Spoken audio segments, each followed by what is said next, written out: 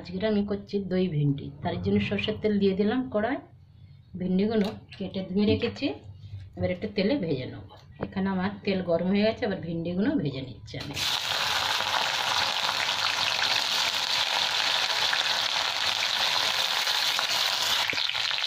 একটু নুন দিয়ে দিলাম এখন, আর একটু হলুদ দিয়ে দিলাম। দইটার মধ্যে একটু দই নিয়েছি আমি বড় চামচের 3 চামচ, দিয়ে দিলাম একটু গরম মশলা, আর সাথে একটু নুন দিচ্ছি অল্প। এখানে ধনে জিরের পাউডার 1 চামচ দিয়ে দিলাম ভরে। এবার এটা খুব ভালো করে ফাটিয়ে নিয়ে রাখবো। কাশ্মীরি লঙ্কাটা আর হলুদটা পরে দেবো আমি পেঁয়াজের ওপরে। ভিন্ডিগুলো আমার ভাজা হয়ে গেছে, বেশ ভালো করে ভেজে নিয়েছি। এবার আমি সব তেলের থেকে ছেঁচে উঠে রাখবো। সব একসাথে ভিন্ডি হয়েছে। এখানে দিয়ে দিলাম 2 শুকনো লঙ্কা ছিঁড়ে, সামান্য একটু জিরে ফোড়ন দিচ্ছি, আর সাথে দিয়ে দিচ্ছি অল্প একটু হিংটা দিয়ে দিলাম। এবার একটা বড় পেঁয়াজ কেটে রেখেছি, এটা আমি দিয়ে দিচ্ছি।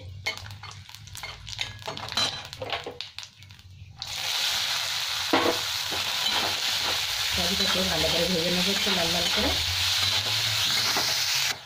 এখানে আমার পেঁয়াজটা ভাজা হয়ে গেছে, এবার দিয়ে দেবো হলুদ আর লঙ্কার গুঁড়ো।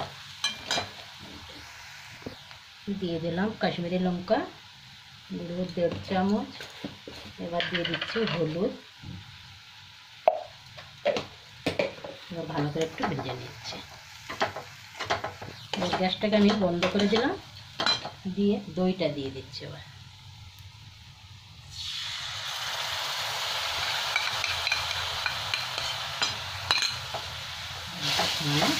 ভালো করে নেড়ে নিচ্ছে। এবার দিয়ে দিলাম 4টে কাঁচা লঙ্কা। এদিকে আমি গ্যাসটা অন করে দিয়েছি, হয়ে গেছে। এবার আমি আধা কাপ জল দিলাম।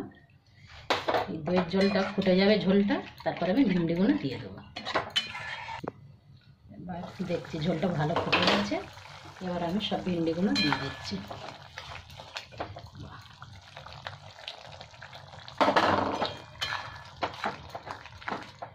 খুব সুন্দর হয়েছে।